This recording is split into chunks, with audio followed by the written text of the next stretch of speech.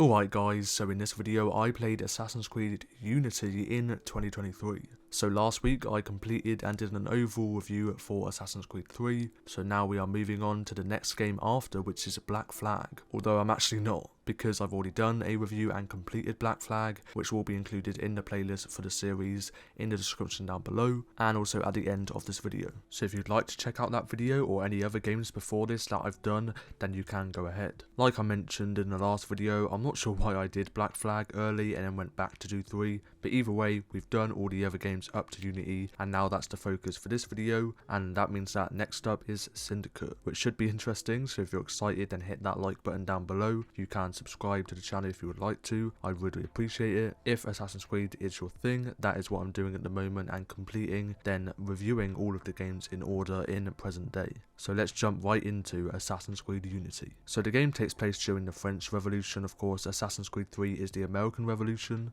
and you play as Arnaud Dorian. Still not 100% sure how you pronounce it, but I'm going to go with that. And it's basically a young man who becomes an assassin. A bit like every game, they usually train into an assassin. Despite receiving mixed reviews upon its release, Assassin's Creed Unity has a dedicated fan base that enjoys its immersive open world gameplay, stunning graphics and detailed architecture. In this review I'll dive into the features that make this game enjoyable, as well as the areas where it could have been improved, and also comparing it to the rest of the series and analysing its story and characters, and just providing an overall conclusion on whether players should give it a second chance in 2023. So one of the standout features I thought of with Assassin's Creed Unity is just the open world gameplay. The game's map is a scaled down version of Paris during, of course, the French Revolution, and players can explore the city's many streets and alleyways. The level of detail put into the environment is it's really impressive, with landmarks and buildings recreated very accurately. The detail just makes the game just feel like a living and breathing city.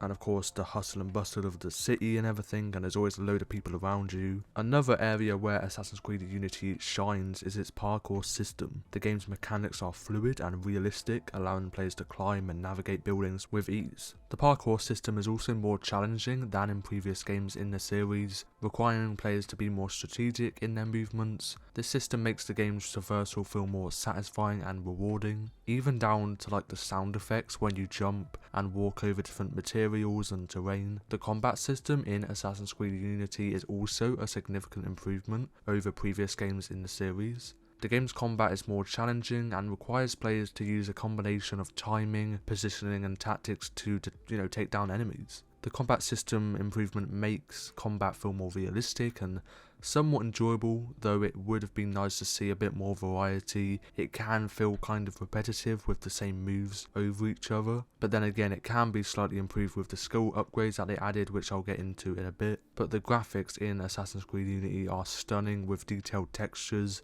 and lighting that create a realistic and immersive environment. The game's architecture is also impressive, with the developers going to pretty far lengths to recreate Paris during the French Revolution. Just the level of detail put into the game's buildings and landmarks is so good, with every building having its own unique architecture and design.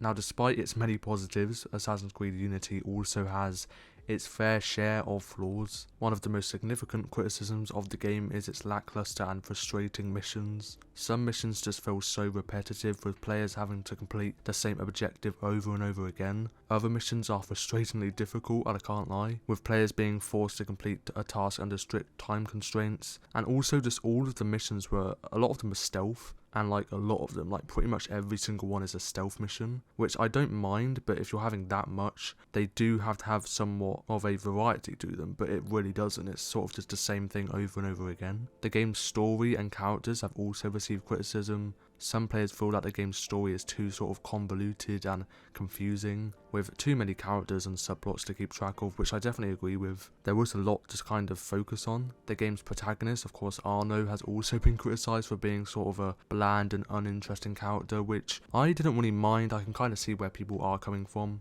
There could have been a bit more to his personality. There's not really much to go off. Another area where Assassin's Creed Unity does fall short is its combat system. Where I've spoken about it being good, there also is a lot of flaws to it, so it is a significant improvement like I said earlier. Some players do feel that the combat system is too slow and unresponsive, with enemies, being able to block attacks really easily compared to others. And also the combat system is just too repetitive, with players, just having to use the same tactic over and over again, like I said earlier. So there's sort of like two sides to it. It is a big improvement and it does feel a lot different, but a lot of the time it is like really buggy, which I'll also get onto that in a bit. Now, Assassin's Creed Unity does actually introduce several new features to the series, including co-op missions, customization options, and a new progression system. So the co-op missions, which I haven't really delved into that much, but you can team up with other players to sort of complete missions together, and the customization options allow players to customize Arno's appearance and equipment, which is really cool actually. There are so many different colorways to choose from, and it does provide more options for players to personalize their gameplay experience.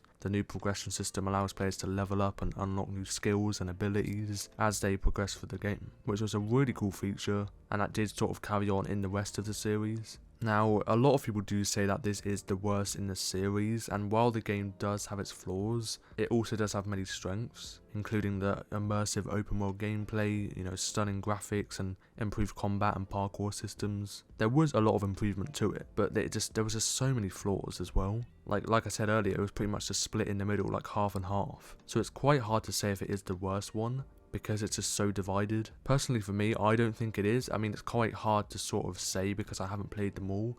It'll be good to do sort of like a tier list at the end of this, which I most likely will do. But the overall experience was really good. And should players give it a second chance? I mean, for the players who sort of dismissed it, with its initial release, it is worth giving the game a second chance if you did do that. The game has received numerous patches and updates since its release, addressing many of the issues that were present at launch, and like the strengths that I mentioned as well, I think it's good to go back to see them, and it does kind of make it worth revisiting. However, the game's setting during the French Revolution is a refreshing change of pace from the previous games in the series, and it was interesting to sort of find out about it, and you can learn a lot about the French Revolution just like the American Revolution in Assassin's Creed 3. And it is sort of cool to see Arno sort of grow throughout the game's story, and it is a pretty big highlight. I just wish there was a bit more to him. But the parkour system is one of the best in the series, and it does allow for sort of unique missions and gameplay mechanics. I just wish there was a bit more, because they all feel like stealth, and always the same stealth. But, such as navigating the game's environment during, riots and uprisings, that was pretty cool. As mentioned, there has been updates and patches since launch, which definitely fixed and improved the fluidity of the game, but I know that so many people didn't give the game a chance at the start because of its really rough launch of many bugs and broken gameplay mechanics. Now that has been improved a lot. I still did notice a handful, but definitely not as much as others kind of made out at the start, and it runs really well on PC, so I'm glad they've kind of gone back and altered that, and it's now playable and somewhat smooth of an experience. But just a few times in combat and sort of animations in parkour, which we're sort of bound to get. But I did notice it slightly more in Unity than other games in the series. It just is not fully polished even after 9 years. But it always kind of depends on how much you really care and can cope with bugs in the game. It just isn't too bad. Now, as a full rundown and conclusion of everything, Assassin's Creed Unity is a game that has its fair share of flaws, but it also has many strengths that make it worth playing. The game's immersive open world gameplay and beautiful graphics, and improved smooth combat and realistic fluid parkour systems, which are fun to learn and really give off more expression than other games. They're pretty big highlights, as well as the addition of being able to alter your gameplay with various different tools and gadgets like smoke bombs, poison bombs, pistols, stun grenades, money bags, the list kind of goes on. And while the game's story and characters have received criticism, like its vast amount of subplots and characters which can be sort of a struggle to keep track of, as well as its repetitive stealthy missions, like a lot of stealth, which can be frustrating at times and challenging, which kind of goes for the combat and the parkour. The protagonist can also be seen as boring, but it's usually because there isn't really a lot to go off with his sort of lackluster persona.